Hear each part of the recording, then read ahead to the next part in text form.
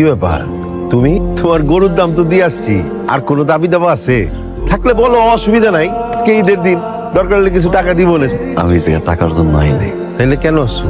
গরুটারে নিজের হাত দিয়ে পালছি তো, এই হাত দিয়ে খাওয়াইছি, গোসল করাইছি, আদর করছি তো, এটার মধ্যে দেখতে আইছি।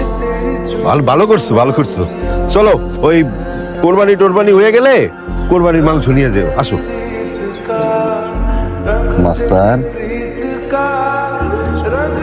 এরাজ করে ঠিকঠাক মতো আদর করছে, কথা কবি না, রাগ করছো, আমি তো ভালো নাই রে। বলে সারা আমি কেমনে ভালো করি, বুকটা খালি হয়ে গেছে।